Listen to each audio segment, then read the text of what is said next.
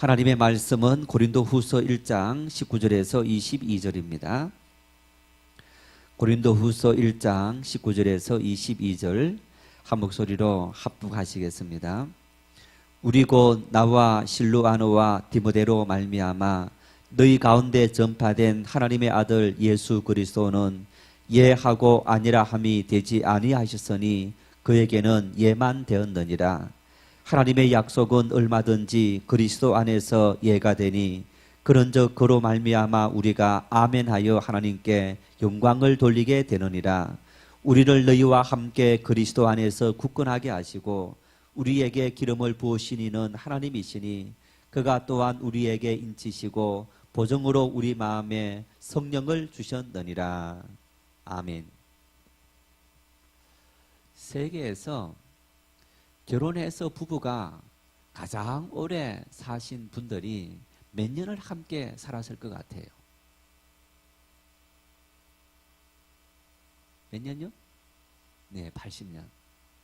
네, 기네스북 세계에서 각종 분야에 아주 다양하고 수만 가지가 된다고 합니다. 그런 것을 기록해서 매년 발간하는 기네스북에 최고 오래 부부가 함께 사신 분들이 85년쯤 살았다고 합니다. 중국 분들인데 그러니까 매년 이것이 이렇게 갱신되기도 합니다. 지난 2005년도에 영국인 부부가 80년을 함께 살면서 그 당시 기네스북에 이름을 올렸습니다. 세계 최장수 부부들이다. 남편은 105세, 아내는 100세. 그래서 1925년도에 이분들이 결혼식을 올렸는데 2005년까지 무려 80년을 함께 장수했다, 해로했다. 그 이후에 그 남편이 1년 만에 돌아가셨는데 그러니까 80년을 조금 더 사신 거죠. 어떻게 이렇게 긴 세월 동안 한 세기가 가깝도록 부부가 해로하며 살아갈 수 있을까? 두 사람에게 인터뷰를 했답니다. 어떻게 해서 이렇게 당신들은 오랜 세월을 부부가 서로 사랑하고 함께 살 수 있게 되었습니까? 부인이 먼저 대답을 했는데 이 부인 입에서 항상 떠나지 않는 말이 미안해. 소리라는 이 미안해라는 말이 떠나지 않았다고 합니다. 그리고 그 말을 들은 남편, 이 남편은 자신은 딱 두 마디만 했다는 겁니다. 그래 여보. 아내는 모든 일에 그저 미안하다 그 말하고 남편은 그래 여보. 이 두 마디 말이 80년을 해로할 수 있는 비결이 되었다. 그러면서 이 부부는 우리 성경 말씀에 이런 말씀이 있습니다. 에베소서 4장 26절 27절 말씀에 해가 지도록 분을 품지 말고 마귀에게 틈을 주지 말라. 사람이 살다 보면 여러분 화가 나는 일이 왜 없겠습니까? 분통 터진 일이 왜 없겠습니까? 짜증나는 일이 왜 없겠습니까? 그럼에도 불구하고 이 부부는 미안하다 그래 여보 이 말뿐 아니라 다른 방을 쓰지 않고 그리고 그 분이 화가 났을 때에 하루를 넘기지 않고 모든 것을 다 풀었다고 합니다. 그 삶이 80년의 삶을 부부가 함께 해로하며 살아갈 수 있는 그런 장수의 비결이 되었다. 자료를 쭉 찾아봤어요. 80년, 83년, 85년 살아온 모든 분들이 우리가 부자이기 때문에 돈을 많이 갖고 있고 권력이 있기 때문에 이렇게 긴 세월을 살아온 것이 아니고 너무너무 소박하게 서로의 마음이 상하지 않도록 마음들을 잘 위로해주는 그런 삶을 통해서 부부들이 오랜 세월 동안 함께 살아갔던 그런 삶의 모습을 볼 수 있습니다. 우리는 오늘 인생을 살아가면서 어떻게 하면 행복한 삶을 살까? 어떻게 하면 우리가 성공적인 삶을 살아갈까? 여러분 그런데 우리가 행복이라는 성공이라는 그런 우리의 삶의 목적이 그리고 방법이 우리는 행복과 성공과는 영 아닌 그런 삶을 살아가고 있는 겁니다. 우리가 추구하는 행복의 목적이 뭡니까? 우리가 추구하는 성공의 목적이 뭡니까? 우리가 무엇을 통해서 참으로 인생의 행복을 누리며 살아가고 있습니까? 우리는 의뢰이 이런 마음을 갖고 있습니다. 돈을 많이 벌어야 행복하고 돈을 많이 버는 것이 인생의 성공이다. 내가 남부럽지 않는 능력을 갖게 되고 많은 사람들에게 존경을 받고 인정을 받는 것이 내 인생의 성공이고 행복이다.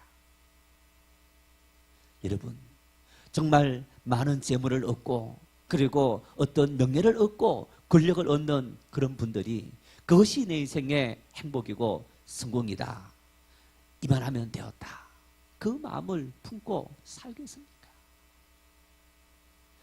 재벌들이 행복하다, 야 정말 우리는 행복하다 하면서 얼굴에 환한 미소가 있는 그런 분들을 많이 보았습니까? 권력을 갖고 있는 사람들이 행복하고 나는 성공적인 삶을 살아갔다라고 그렇게 이야기하고 있습니까? 그들의 얼굴을 보았을 때 우리가 정말 그들의 모습 속에서 행복의 그림자, 성공의 그림자들을 느낄 수 없습니다. 잠언서 15장 13절 말씀을 같이 읽겠습니다. 마음의 즐거움은 얼굴을 빛나게 하여도 마음의 근심은 심령을 상하게 하느니라. 잠언 17장 22절입니다. 마음의 즐거움은 양약이라도 심령의 근심은 뼈를 마르게 하느니라. 우리 얼굴에 즐거움을 주는 것이 무엇이 즐거움을 준다고 말씀합니까? 마음의 즐거움이에요.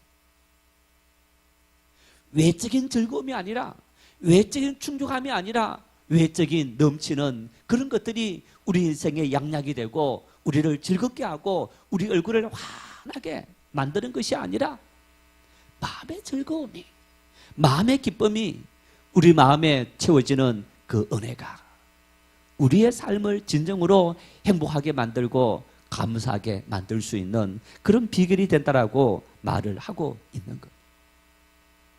그러합니다. 마음이 행복해야 행복할 수 있습니다. 마음이 즐거워야 인생이 즐거울 수 있습니다. 마음의 평안이 임해야만 내 삶 속에 참된 평화가 임하게 되는 것. 우리는 이러한 사실들을 너무너무 잘 알고 있으면서도 왜 이러한 사실들을 실천할 수 없는 일입니까? 여러분, 이런 말 하죠. 내 마음이지만은 내 마음대로 하지 못한다. 우리 마음대로 못합니다.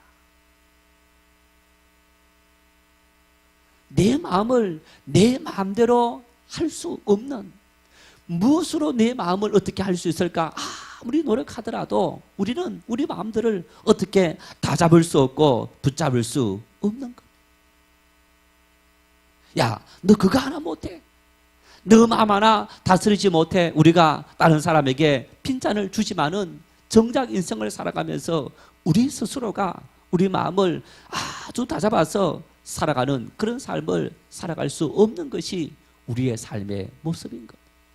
여러분, 이런 사람의 마음을 잘 표현해 주는 말이 있지 않습니까? 조변 석계. 아침 저녁으로 사람의 마음이 바뀐다는 것. 작심삼일이다. 내가 결단하고 다짐하고 이렇게 살아야지 하지만은 결국 우리의 다짐들이 3일을 넘어가지 못한다. 그 말이 어떤 말입니까? 내 마음을 다스리지 못한다는 얘기. 내 마음을 스스로 내가 굳건하게 해서 살아가지 못하는 것이 우리 인간의 한계라는 겁니다. 그래서 잠언서 16장 32절 말씀에는 노하기를 더디하는 자는 용사보다 낫고 자기의 마음을 다스리는 자는 성을 빼앗는 자보다 나으니라. 아주 힘이 센 용사, 성을 빼앗는 장수, 그 사람들보다도 자기의 마음을 다스리는 것이 훨씬 더 능력이 있고 훨씬 더 존경받아 마땅하고 그 사람이 진정한 힘과 능력을 가진 인생이라고 말씀을 하고 있는 것을 볼 수 있습니다. 자, 여러분, 그렇다면 우리가 마음을 위해서 무슨 일을 합니까? 우리 마음을 건전하게, 우리 마음을 건강하게, 우리 마음을 튼튼하게, 우리 마음을 다잡기 위해서 우리가 무엇을 합니까? 우리는 건강을 위해서, 몸의 건강을 위해서 여러분 맨손 체조에서부터 등산도 하고 걷기도 하고 헬스도 하고 뭐 수영도 하시고 영양제도 복용하고 아주 다양한 여러 가지 많은 일들을 합니다. 우리 몸이 조금만 아프면 병원 가서 약을 지어 먹고 그리고 치료를 받으면서 우리 몸에 작은 문제도 생겨도 큰일 나는 것처럼 그 몸에 아주 예민하게 반응을 기울이고 있는 겁니다. 그러면 우리 마음의 상처를 위해서, 우리 마음을 위해서 우리는 무엇을 하고 있습니까? 어떻게 하면 마음을 다스리는 자가 성을 빼앗는 사람보다 낫다고 했는데, 어떻게 하면 우리가 이 조변석계 같은 작심삼일 같은 우리 마음을 다잡아서 우리가 성을 빼앗는 그런 장수보다도 능력 있는 삶을 살아갈 수 있게 될까? 오늘 바울 사도가 이 본문 말씀을 통해서 우리에게 해답을 주고 있습니다. 본문 21절 22절 말씀을 같이 읽겠습니다. 우리를 너희와 함께 그리스도 안에서 굳건하게 하시고 우리에게 기름을 부으신 이는 하나님이시니 그가 또한 우리에게 인치시고 보증으로 우리 마음에 성령을 주셨느니라. 여러분, 우리 마음에 무엇을 주셨다고요? 네, 우리 마음에 성령을 주셨느니라. 본문에 인친다, 이 인친다는 이 말은 단순히 도장을 꽝 찍는다 이런 의미가 있는 것이 아니고 확정한다 그런 의미로서 이 말씀이 구약에는 유대인들에게 행했던 할례를 행할 때 사용되었던 그런 단어인 겁니다.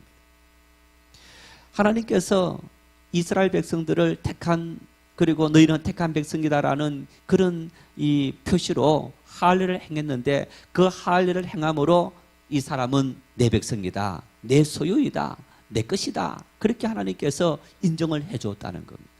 그런 의미에서 하나님께서 인쳤다라는 의미가 있는 겁니다. 뿐만 아니라 고대 사회에서 이 인친다 이 말은 이것은 내 소유다, 자기의 소유권이라는 사실들을 확정하기 위해서 인을 쳤다, 그렇게 이야기를 하고 있습니다. 그래서 바울 사도는 우리가 그리스도인으로서 하나님으로부터 인침을 당한 사람이다, 우리는 하나님의 소유이고 이제 우리는 하나님의 은혜를 받아 살아가는 그런 하나님의 사람이다. 하나님의 소유이기 때문에 세상에 그 어떤 것도 우리를 간섭할 수 없고 우리는 하나님 앞에서 하나님의 은혜를 누리며 살아갈 수 있는 그런 믿음의 사람이 되었다. 교회는 하나님의 인침을 받은 성도들, 하나님의 자녀들의 모임인 겁니다.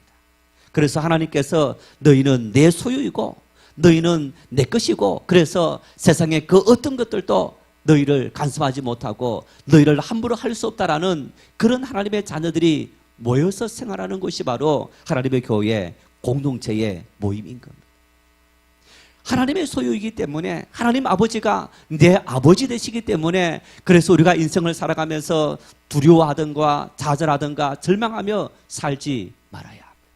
세상이 무너져도 하나님께서 우리에게 피해갈 길을 열어주시고 우리의 모든 삶을 이끄신다, 그 믿음이 우리에게 필요합니다. 여러분, 그런데 현실은 어떠합니까? 하나님을 믿는다 고백하는, 그리고 이 자리에 계신 여러분들 하나님 앞에 예배하면서 나는 하나님의 소유입니다, 내 인생에 어떤 비바람이 폭풍우가 몰려온다 할지라도 나는 감사하고 하나님께 모든 것을 다 맡기고 하나님의 뜻이 있음을 나는 확실히 믿습니다. 흔들리지 않는 마음을 품고 일편단심 주님을 바라보는 그런 마음으로 살아가고 있습니까? 아니면 너무너무 세상의 작은 일들 하나하나에 일이 일비하면서 슬퍼하고 기뻐하고 정말 우리 마음이 그냥 변덕이 아침 저녁으로 변덕이 부는 것이 아니고 여자의 마음은 갈대라는 것처럼 바람이 불 때마다 우리 마음이 왔다가 갔다가 하는 그런 마음을 갖고 살아가고 있지 않습니까? 왜입니까? 무엇이 문제입니까? 우리에게 너는 내 것이라고 하나님께서 인치셨다고 말씀하시는데, 인침받은 우리가, 하나님의 자녀로 부름받았다는 우리가 왜 이렇게 마음이 왔다 갔다 하면서 계속 우리의 마음을 다잡지 못하는 그런 삶을 살아가고 있습니까?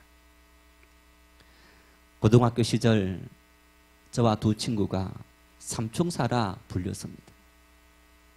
삼총사라 불린 이유가 같이 신앙생활을 하면서 3년 동안 함께 등하교를 같이 했습니다.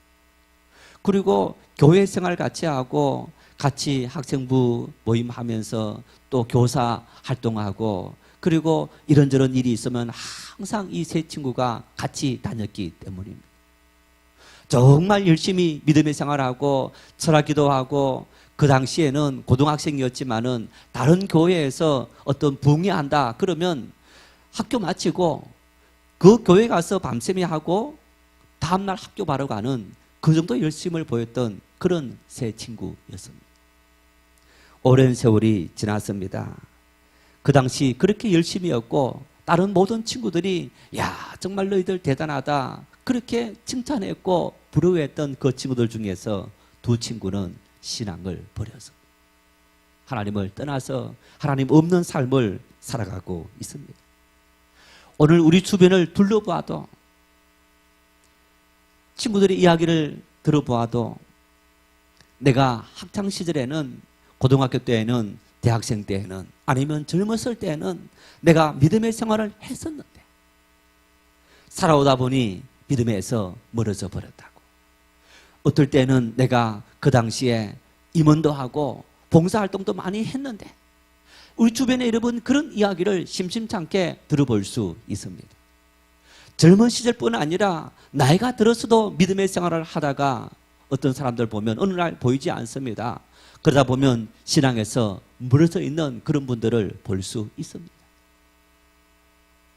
나름대로 목사님 열심히 하겠습니다. 일생 주님을 바라보고 살겠습니다. 그렇게 다짐했고 그렇게 약속했던 사람들도 어느 날 보면 보이지 않고 그 믿음이 다 사라져버리고 하나님의 교회 쫓아오지 않는 그런 사람들을 볼 수 있습니다. 왜 그 다짐이, 왜 그 결단이 변질되어지고 그 마음이 흐트러져서 신앙에서 멀어져 버립니까? 눈물 콧물 다 해서 하나님을 찬송하고 기도했던 그 열심이, 열심히 수고하고 봉사했던 그 마음들이 왜 순식간에 사라져버리고 하나님을 믿지 않는 사람으로 되어져 버렸습니까? 예수님의 수제자 베드로의 신앙 고백을 통해서 우리는 그 이유를 확인할 수 있습니다. 베드로는 예수님의 제자로 부름을 받았습니다. 자기의 모든 가업을 다 버려두고 처자식까지 버려두고 예수님을 따랐습니다.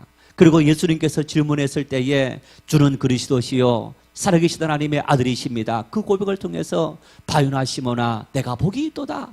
이를 알게 하니는 혈육이 아니요 하늘에 계신 내 아버지시니라. 내가 이 반석 위에 내 교회를 세우리니 음부의 권세가 이기지 못하리라. 정말 베드로는 주님 앞에 이 고백을 드리면서 엄청난 칭찬을 받은 겁니다. 이야, 정말 예수님의 수제자로 부름받은 그런 제자답구나라는 그런 어떤 말을 들어도 이상하지 않을 베드로의 삶이었던 것을 볼 수 있습니다. 여러분, 그런데 예수님께서 잡히시기 전에 예수님은 제자들에게 말씀합니다. 너희가 오늘 밤 다 나를 부인하고 나를 떠나버리리라. 아니 주님, 어떻게 그런 말을 할 수 있습니까? 우리는 결단코 주님을 버리지 않고 주님을 떠나지 않을 것입니다. 여러분 어떠했습니까? 마태복음 26장 72절 말씀에 그가 저주하며 맹세하여 이르되 나는 그 사람을 알지 못하노라 하니 곧 닭이 울더라. 베드로는 예수님의 예언하신 대로 그 밤이 지나기 전에 예수님을 부인하고 저주하며 맹세하며 부인해버리고 말았습니다. 베드로뿐 아니라 이미 다른 11 제자들도 예수님께서 잡혀가실 때에 다 뿔뿔이 흩어져서 숨어버렸습니다.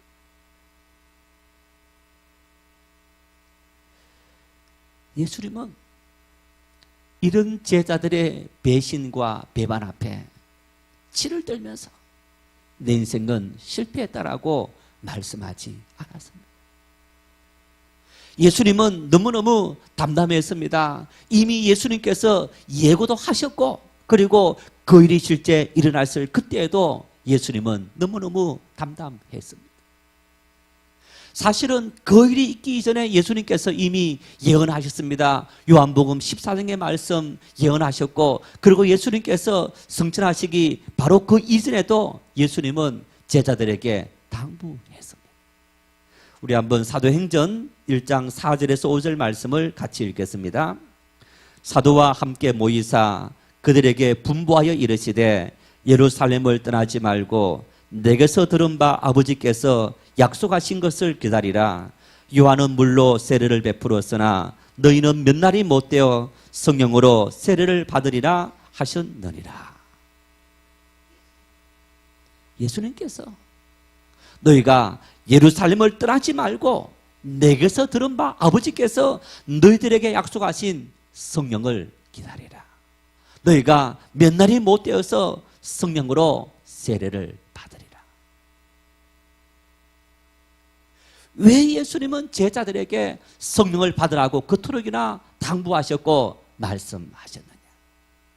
그 이유를 오늘 바울 사도는 너무너무 분명하게 말씀하신 겁니다. 보십시오. 우리는 하나님으로부터 인침을 받았습니다. 너는 내 것이라고, 너는 내 소유라고 인침을 받았는데 그것만으로는 부족하더라는 것. 그것만으로는 부족하더라. 우리를 인치시고 뭘 주신 겁니까? 그 인침의 보증으로 성령을 주셨느니라.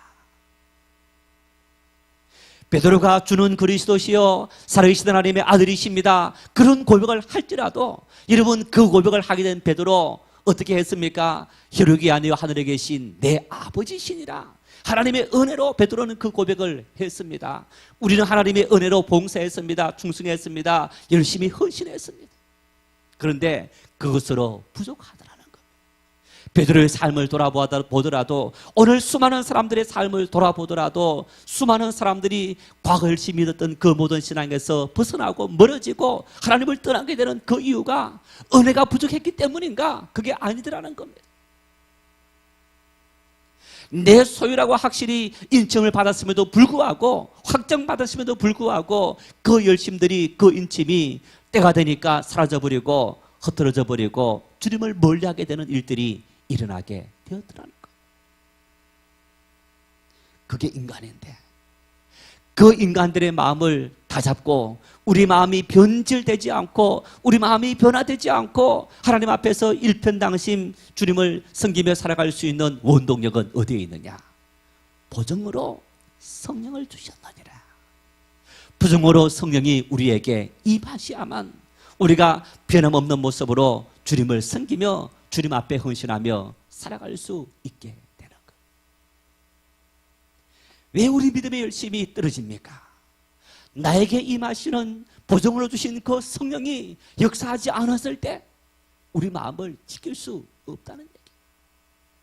보증으로 주신 그 성령이 우리 가운데 역사하고 활동하고 움직이고 그 성령이 우리의 모든 삶을 이끌어갈 때 우리는 어떤 비바람과 어떤 세파 속에도 흔들리지 않고 주를 위해 살아갈 수 있고 세상에서 행복하고 기쁜 마음으로 살아갈 수 있는 그런 능력의 사람이 될 수 있더라는 얘기. 다시 말하면 이런 얘기입니다. 내 마음은 내가 잡을 수 있는 것이 아니더라는 얘기입니다. 내 마음은 내 결심으로, 내 결단으로 다 잡을 수 있는 것이 아니고 주의 성령이 임재하셔서 우리 마음을 꽉 붙잡아 주시야만 우리는 흔들리지 않고 이 세상을 기쁨으로, 감사함으로, 평생을 변함없는 마음으로 살아갈 수 있게 되더라는 것. 성령이 오셔야만, 성령이 보증으로 역사하셔야만 우리의 모든 삶 속에 하나님의 참된 평화와 하나님의 은혜가 있게 되는 겁니다.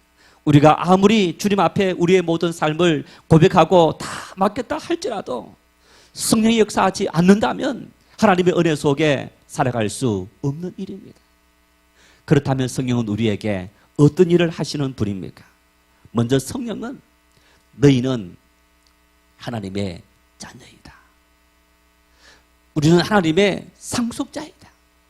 하나님의 모든 것을 다 위임받고 감당해야 될 그런 하나님의 사람이다라는 사실을 우리에게 너무나 분명하게 말씀하고 있는 것. 사도행전 1장 8절 말씀에 오직 성령이 임하시면 너희가 권능을 받고 예루살렘과 온 유대와 사마리아와 땅끝까지 이르러 내 증인이 되리라. 그러므로 너희는 가서 모든 족속으로 제자를 삼아 아버지와 아들과 성령의 이름으로 세례를 베풀고 내가 너희에게 분부한 모든 것을 가르쳐 지키게 하라.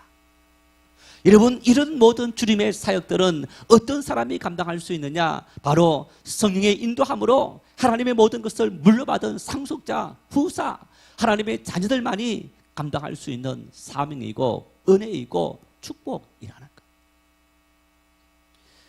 부모로부터 재산을 상속받을 때 상속받을 수도 있고 거부할 수도 있습니다. 재산을 상속받으면 뭐와 함께 상속받습니까? 부모의 빚도 함께 상속받습니다. 부모가 모든 진 빚을 내가 다 갚겠습니다. 그 의미로 받게 되는 겁니다. 우리가 하나님의 자녀로 부름을 받았다. 하나님께서 하나님의 자녀로서 우리에게 은혜를 주시고 축복을 주시는데 동시에 자녀로서 감당해야 될 책임과 의무, 사명도 우리가 함께 부여받은 그런 하나님의 사람이다. 성령이 임하면 우리가 그런 삶을 살아가게 되고, 여러분, 그 삶에는 우리 눈에는 의무와 책임만 보이는 그런 모습이지만은 사실은 그 의무와 책임까지 감당할 수 있는 은혜와 능력을 하나님께서 더 풍성하게 부어주시는 줄 믿으시기를 바랍니다. 왜? 우리 마음을 잡아주시기, 우리 마음을 보정해 주시고 굳건히 붙잡아 주셔서 결코 흔들리지 않도록 우리를 꽉 인도해 주시는 그런 은혜를 우리에게 풍성히 부어주시기 때문입니다. 여러분, 삶을 살아가면서 참 우리가 믿음으로 산다 하면서도 우리 마음이 계속 왔다 갔다가 흔들립니다. 목사라고 그렇지 않는 것이 아닙니다. 설교한다고 이 말씀을 전가하면서 그렇지 않는 것이 아닙니다.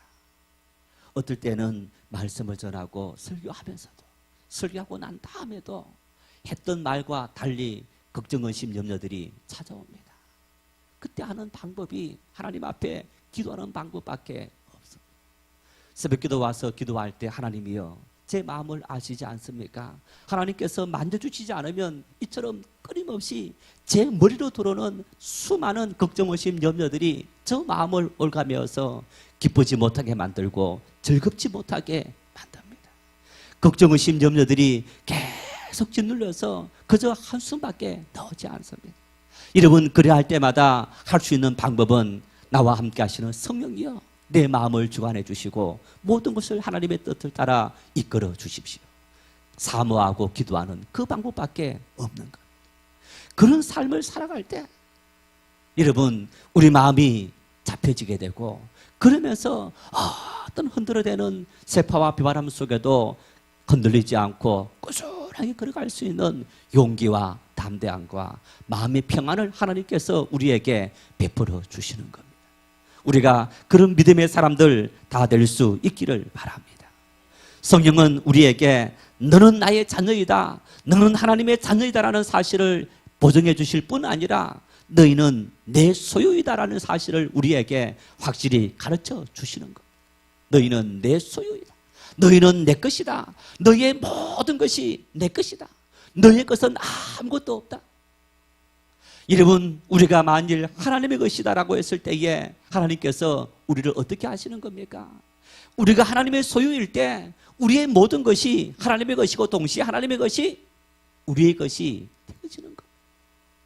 뿐만 아니라 여러분, 우리가 어떤 곳에 가서 어깨를 으쓱하면서 뭔가 내가 다른 사람들보다 우위에 있다라는 그 으쓱한 마음을 갖고 살아갈 수 있는 그런 힘과 능력들이 어디에서 생기는 겁니까? 내 배경이 누구이냐?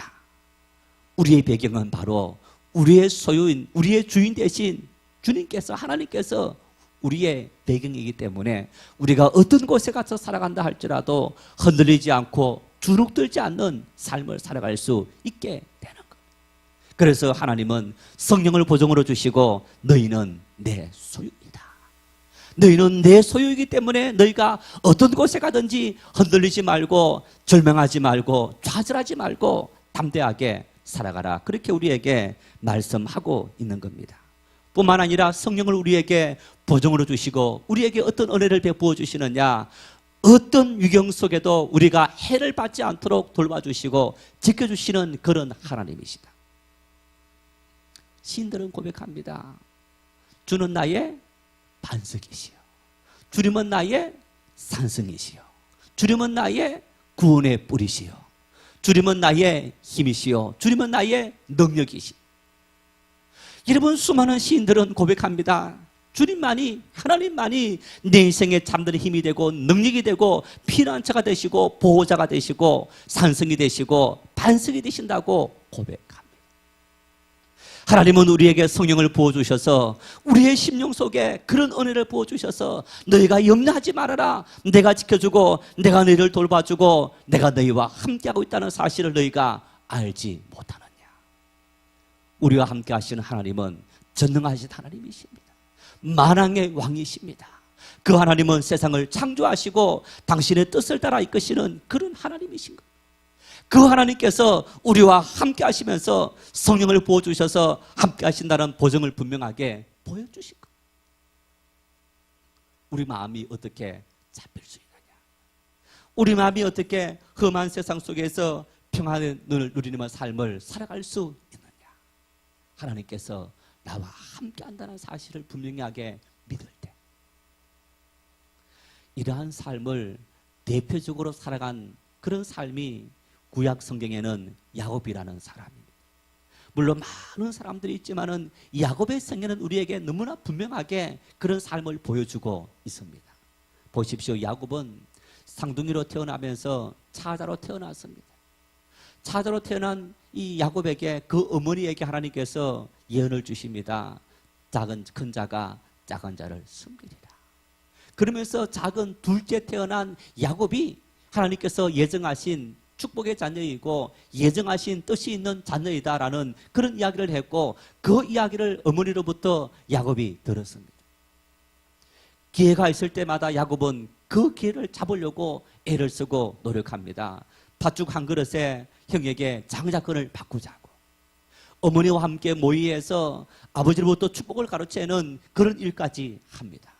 외삼촌 집에 가서는 20년 동안 일을 하면서 자기의 모든 지락을 다 모아서 많은 재물을 얻게 되는 그런 일들까지 야곱은 합니다. 어쩌면 야곱은 자신에게 주어진 그 기회를 잡기 위해서 열심히 놀아가고 애를 쓰고, 그러면서 잡았을 때마다 뭔가가 된 것처럼 여겨졌습니다. 그런데 그 결과는 어떠했습니까? 어머니와 모의해서 아버지의 복을 가로챘습니다. 그 결과 아버지 재산 하나 상속받지 못하고 외삼촌 집으로 빈손으로 도망가는 그런 신세가 되어져 버리고 말아서 20년 동안 열심히 일해서 많은 재산을 얻었습니다. 그리고 이제는 당당히 고향으로 돌아오면 되겠지 하고 돌아오는 그 와중에 형 에서가 20년 동안 한을 품고 사람을 이끌고 군사를 이끌고 야곱을 치려고 나오는 그 사건 앞에 야곱은 그때서 비로소 두 손을 다 들어서, 그리고 하나님 앞에 이렇게 기도합니다. 창세기 32장 26절 말씀 같이 한번 읽겠습니다. 그가 이르되 날이 세려하니 나로 가게 하라. 야곱이 이르되 당신이 내게 축복하지 아니하면 가게 하지 아니하겠나이다. 야곱이 하나님 앞에 모든 것을 다 내려놓고, 하나님 나에게 복을 주십시오. 하나님께서 나에게 축복하지 아니하면 내가 결코 가게 하지 아니하겠습니다. 여러분, 이 말씀이 무슨 말씀일까요? 이미 야곱은 장자권을 샀습니다. 예고된 인물이었고 장자권을 샀고, 그리고 그 야곱이 아버지로부터 축복을 다 가로채고 세서 받았습니다. 열심히 일해서 많은 재물도 얻었습니다. 정말 야곱의 삶이야말로 성공적인 그런 삶을 살아간 인물이라고 말할 수 있는데, 야곱은 그 모든 것을 다 내려놓고 하나님 나에게 축복해 주십시오. 축복이 뭡니까? 여러분, 이 말씀 속엔 이런 의미가 있습니다. 하나님 나와 함께 해 주십시오. 하나님, 내 인생에 걸음걸음마다 하나님께서 함께 하신다고 이미 약속하셨고 말씀하셨는데, 그 하나님께서 나와 함께 걸어가서 내 모든 삶을 다 이끌어 주십시오. 이 말은 이런 의미인 겁니다. 하나님, 내가 내 형 앞에 서서 내가 죽으면 죽으리라 그 모습을 갖고 내가 담대히 설 수 있도록, 두려워하지 않도록 하나님께서 나를 인도해 주십시오. 그 마음은 함께 하시는 그 하나님을 백을 믿고 나는 형 앞에 서고 누구 앞에라도 나는 담대히 서겠습니다. 나에게 축복해 주십시오. 여러분, 그 이후 야곱이 어떤 삶을 살아갔습니까? 형 앞에 담대하게 서서 놀라운 일이 일어났습니다. 동생의 모든 것을 빼앗고 원수를 갚으려는 형이 도리어 와서 동생을 마주 앉고 끌어안고 동생을 환영하고 축복하고 축하하고 맞이하게 됩니다. 130살이 되었습니다. 아들을 잃는 우여곡절도 많았지만은 기근이 생겨서 애굽으로 가서 살 수밖에 없는 그런 형편이 되었습니다. 신을 대리해서 통치하는 애굽의 바로 앞에 서서 야곱은 말합니다. 축복을 빕니다. 복이 있으라고. 아니, 애굽의 바로 왕이 보았을 때 이 노인네가 곡식 얻어먹으러 왔던 이 노인네가 어떻게 나를 축복할 수 있느냐, 비웃음을 살 정도의 그런 인물이 되었지만은 야곱은 전혀 기죽지 않았습니다. 구걸하고 얻어먹더라도 야곱은 기죽지 않고 담대하고 당당할 수 있었습니다. 왜? 하나님께서 함께 하셨기 때문에. 하나님의 참된 축복은 뭡니까? 내가 잡고 있는 나에게 주어진 많은 것들이 하나님의 축복이 아니라 축복의 근원 되신 그 하나님께서 바로 나와 함께 하시고, 함께 하시는 그 하나님을 내가 확실히 믿고 의지하고 그 하나님께 모든 것을 맡기고 걸어가는 그 믿음이 바로 우리 인생의 참된 축복인 것을 확실히 믿을 수 있기를 바랍니다. 믿음이 뭡니까? 하나님께서 나와 함께 하신다는 사실을 믿는 것. 전능하신 하나님께서 오늘 나와 함께 하셔서 내 인생의 주일이 되신다는 사실을 믿는 것, 그것이 바로 믿음인 것을 믿으시기를 바랍니다. 하나님, 나에게 믿음을 주십시오. 하나님 함께 하시는 그 사실을 믿고 내가 담대한 마음을 갖고 살아갈 수 있는 그런 믿음의 사람이 되게 은혜를 주십시오. 이사야 41장 10절 말씀 같이 읽겠습니다. 두려워하지 말라, 내가 너와 함께함이라. 놀라지 말라, 나는 내 하나님이 됨이라. 내가 너를 굳세게 하리라. 참으로 너를 도와주리라. 참으로 나의 의로운 오른손으로 너를 붙들리라. 두려워 말라, 염려하지 말라, 절망하지 말라, 좌절하지 말아라. 내가 너와 함께함이라. 물 가운데 건널 때에, 강을 건널 때에, 불 가운데 건널 때에, 사자굴 속에 빠져있을 그때에도, 강도들이 위협을 당할 그때에도, 칼이 너를 위협할 그때에도 염려하지 말고 두려워하지 말아라. 세상의 권력자가 너희를 핍박하고 너희의 모든 사업이 다 망한다 할지라도 너희가 염려하지 말고 두려워하지 말아라. 전능하신 하나님께서 너희와 함께 하시기 때문이다. 우주 만물을 창조하신 전능하신 그 하나님께서 보정으로 성령을 부어주시고 우리와 함께 하시기 때문에 우리는 결코 염려하지 말고 주님 의지하고 믿음으로 걸어가라라고 이야기하고 있습니다. 주님 함께 하시기에 우리 마음에는 평강이 있습니다. 기쁨이 있습니다. 감사함이 있습니다. 이런 사람은 백년해로 할 수 있습니다. 가족과 함께, 이웃과 함께, 성도와 함께, 부부 모두가 백년오래하며 하나님 앞에 감사하며 살아갈 수 있습니다. 우리 모두에게 이런 평강이, 이런 은혜가 넘치시기를 축원합니다.